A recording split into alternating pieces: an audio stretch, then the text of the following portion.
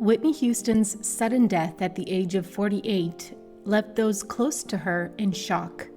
But few people know that just hours before she passed away, the singer called her longtime assistant Mary Jones and made a heartbreaking confession.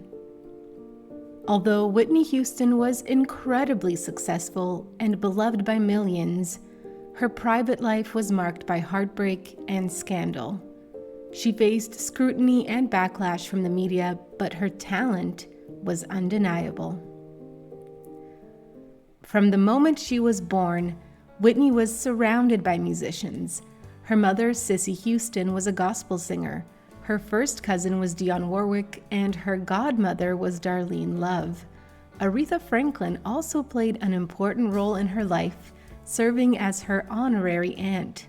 With this kind of support, Whitney was bound to have a musical destiny. Religion played a significant role during Houston's formative years. Church became her first creative outlet, a place where she could develop her talents. As she grew up, her talent became more and more undeniable, but it wasn't a smooth road to stardom. In the early 1980s, Houston struggled to gain recognition for her music, until one life-changing night. An AR representative who had heard her sing convinced his boss, Arista Records head Clive Davis, to attend one of her performances. By the end of the night, Davis had offered her a recording contract. It seemed like the beginning of a fairy tale, but one that would ultimately have no happy ending. Critics praised her debut album Whitney Houston, which produced several hit songs. However, as a Black artist, Houston faced barriers in the industry. When she submitted the video for one of her early singles to MTV, the network refused to play it. But the success of her next few singles was so overwhelming that MTV had no choice but to put them into rotation.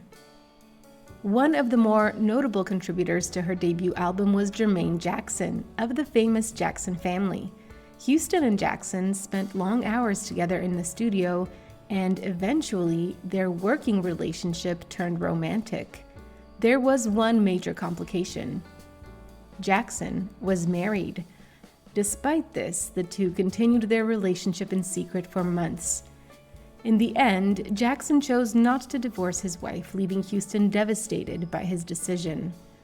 Fortunately, Whitney Houston's debut album soared straight to the top of the charts, set records, and earned her a slew of awards. As they say, success is the best revenge. But with fame came intense scrutiny, and the tabloids were relentless. They constantly speculated about her personal life, even suggesting she was romantically involved with her close friend, Robin Crawford.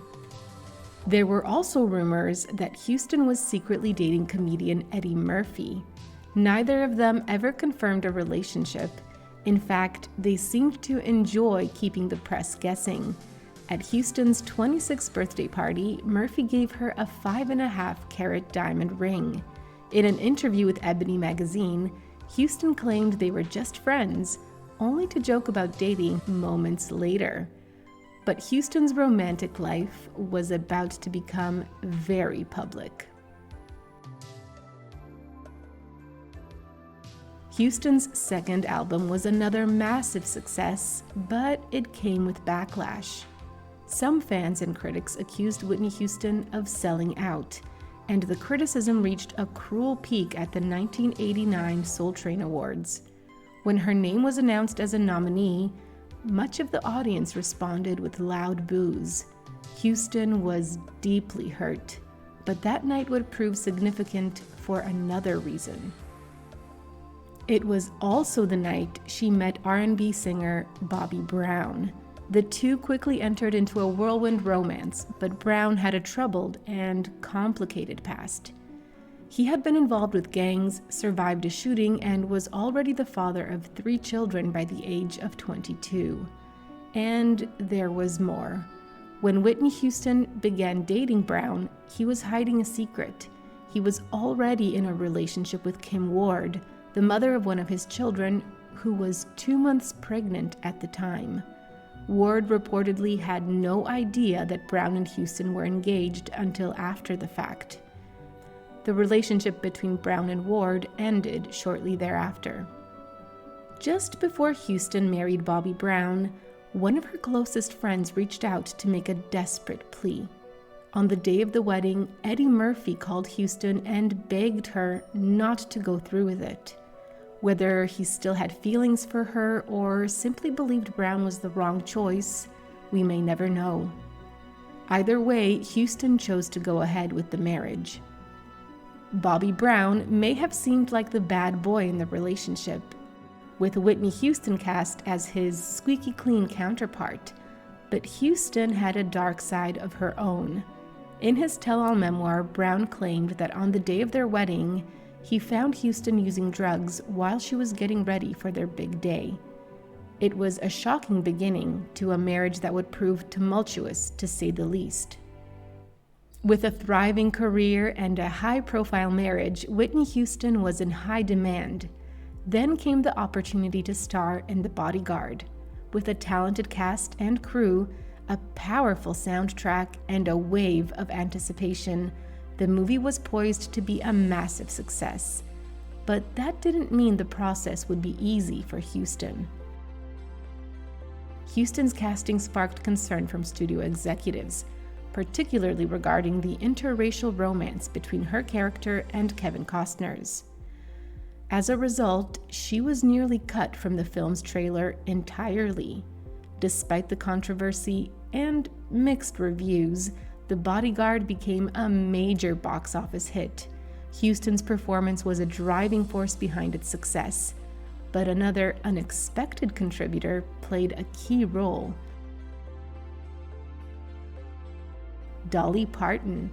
Parton had suggested her song "I Will Always Love You" to the film's producers, but never received confirmation that Houston would actually perform it. Then, one day, she heard Houston's version on the radio. Her reaction was unforgettable. "That was one of the most overwhelming feelings I've ever had in my life, about anything," Parton said. The song shattered records and became the best-selling single by a female artist in history. Yet, few knew that during the filming of the 1992 hit, Houston was carrying a heavy burden. She was pregnant when production began, but soon after, she suffered a miscarriage.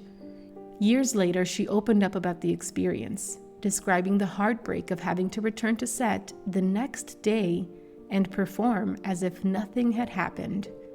Kevin Costner later revealed that the woman he carries on The Bodyguard's iconic movie poster wasn't actually Whitney Houston, but her body double. After the miscarriage, Houston had taken time off to rest. Costner decided to shoot the photo with her double, instructing her to keep her face hidden to convey the fear the character was feeling. Costner himself ultimately chose that image for the poster. The Bodyguard marked a major turning point in Whitney Houston's career, boosting both her popularity and record sales. But the success didn't sit well with her jealous husband, Bobby Brown. Unlike Houston, Brown didn't have the same level of fame or influence, and Houston once remarked, "Something happens to a man when a woman has that much fame." Brown was reportedly abusive, and he later admitted to having multiple affairs during their marriage, but that wasn't the full extent of the turmoil. Despite the strain that Houston's success put on their relationship, there was one undeniable bright spot. In March 1993, the couple welcomed their daughter, Bobby Christina Brown. Both Houston and Brown had longed to start a family, and her birth brought them immense joy. Not long after Bobby Christina's arrival, Houston began rehearsals for the ambitious Bodyguard World Tour. From the start, the tour was surrounded by controversy. Tabloids claimed Whitney showed up late on opening night and was rude to a fan. Rumors also circulated that she had overdosed on diet pills. As the tour progressed, it became clear that it was taking a toll on Houston physically and emotionally. The pressure eventually led to heartbreak. Late in the tour, Houston announced she was pregnant again, but just days later, she suffered a miscarriage and had to cancel a performance. It was a deeply trying time for her.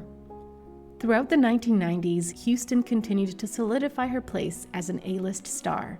In 1996, she became pregnant once more and opened up to People magazine, admitting she was terrified of suffering another loss.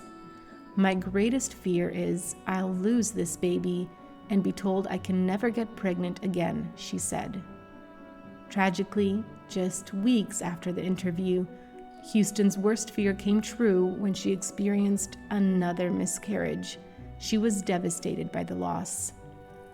Meanwhile, Bobby Brown's reputation was deteriorating.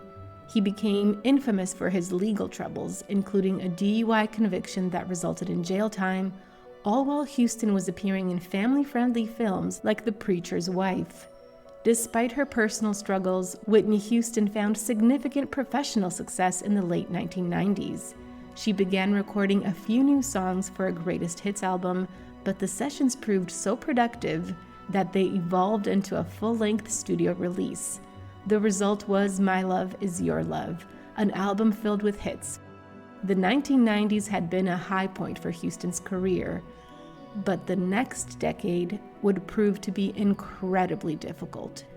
The trouble began during her 1999 My Love Is Your Love tour. Houston was frequently late to performances, and behind the scenes, her behavior became increasingly erratic. The tabloids began to speculate about her substance use and her troubled marriage to Bobby Brown. It marked the start of a long period of intense public scrutiny that would be hard to escape. By the mid-2000s, Houston's struggles with substance use became more visible. Paparazzi noticed that it was taking a toll on every aspect of her life. Unfortunately, this wasn't the only issue she was facing. Houston had long denied that Brown was violent and abusive, but in 2003, the truth came to light. After a 911 call, police arrived at their home to find Houston with a bruised cheek and a cut lip.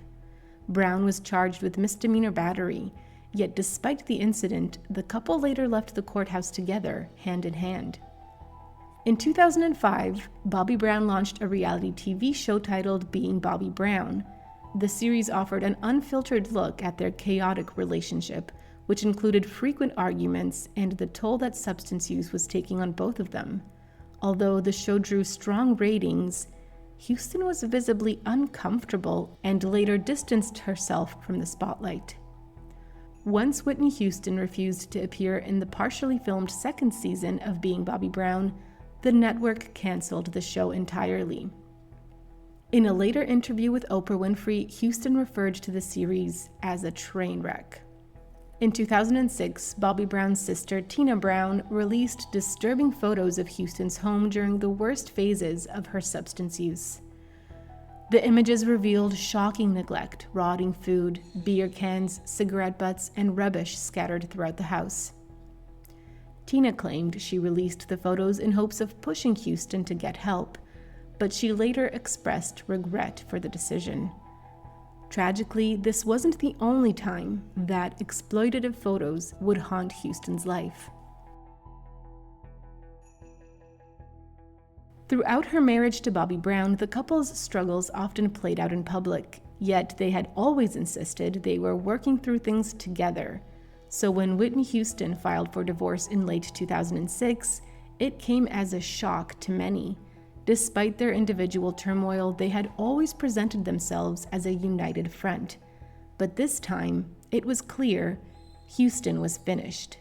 In 2007, the court finalized the divorce, granting Houston full custody of their daughter, Bobby Christina.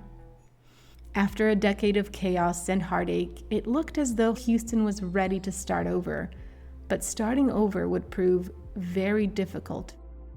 In a candid 2009 interview with Oprah, Houston opened up about the demons she had been battling. She admitted to struggling with substance use for years. She said what had started gradually eventually became a daily habit. Houston revealed she had gone through rehab and was working on maintaining sobriety one day at a time. but temptation proved relentless. Though she re-entered treatment to stay clean, it was an uphill battle. She eventually returned to her music career. Despite her efforts and her determination, Houston later admitted that her struggle was ongoing. She voluntarily entered rehab once more, still hoping to reclaim her life. But sadly, it was too late. On February 11, 2012, Whitney Houston was found unconscious in her suite at the Beverly Hills Hotel. Paramedics tried to revive her for 20 minutes, but were unsuccessful. Houston died at the age of 48, and almost immediately, the world began to mourn. Law enforcement officers stated they did not suspect foul play in Houston's death. A month later, an autopsy confirmed this, ruling her death accidental. The cause was determined to be drowning combined with the effects of heart disease and substance use. The night she died, Houston was scheduled to appear at a pre-Grammy Awards party hosted by Clive Davis, the man who had discovered her. Instead of canceling the event, Davis chose to go on with the celebration. Shockingly, the party took place in the very same hotel where Houston had passed away, with her body still in the building. Many publicly condemned Davis for not canceling the evening, but he wasn't the only one who chose to publicly grieve.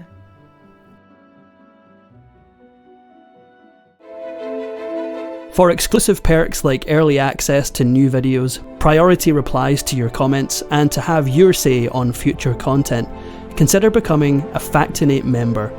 On top of that, your support helps keep the channel going. Click the link in the description for more details. Houston's ex-husband Bobby Brown spent the day grieving, but still appeared at a scheduled performance that night. Fans reported that he blew a kiss to the sky and proclaimed, "I love you, Whitney," during the show. Soon after her passing, the Houston family organized a large memorial service for the star. Kevin Costner, Houston's co-star in The Bodyguard, spoke, and many close friends performed musical tributes. A visibly distraught Bobby Brown appeared briefly, but left soon after the service began. In her final years, Houston was rumored to have been dating Ray J, the younger brother of her friend and collaborator Brandy. Ray J was reportedly one of the first people on the scene at the hotel when Houston passed, and was said to be devastated by the loss. Following Houston's death, tabloids published leaked photos of the hotel room where she had spent her final hours. The chilling images show the bathtub where she drowned, wet debris from paramedics' attempt to revive her, and remnants of the room service she had ordered, her final meal. After the loss of her mother, Bobbi Kristina frequently made tabloid headlines for reasons that were all too familiar: substance use, unstable relationships, and dramatic weight loss. The eerie similarities between Bobbi Kristina and her mother didn't end there. On January 31st, 2015, Bobbi Kristina was found unresponsive in her home by her friend and rumored partner, Nick Gordon. Emergency services were called and life-saving efforts were made. She remained in and out of a coma for 6 months before sadly passing away at the age of 22 on July 26, 2015. For years, there were whispers that Whitney Houston had been in a relationship with her lifelong friend, Robin Crawford. In 2019, Crawford finally revealed the truth. Their friendship had turned romantic at one point, but Houston feared it would damage her career and ended the affair. They returned to being just friends. The truth about Houston's relationship with Crawford was not the only revelation following her death. Some of Houston's friends and family have recently alleged that an older cousin abused Houston when she was a child. Whitney's half-brother and former manager say she confided in them about the abuse privately. Her half-brother alleges he was also a victim. These allegations were made public in a 2018 documentary. Despite all the turmoil she faced, Houston remained hopeful until the very end. Just hours before she passed away, she called her longtime assistant Mary Jones and made a heartbreaking confession, expressing her desire to get her life together and to one day find peace in heaven. Though her journey was marked by personal demons and tragedy, her status as a musical legend is undeniable. If you enjoyed this Factinate video, give it a thumbs up and subscribe for more incredible stories. Want a say in who we cover next? Join our membership program through the link in the description for exclusive perks. Your support means everything to us. Thanks for watching, and we'll see you in the next one.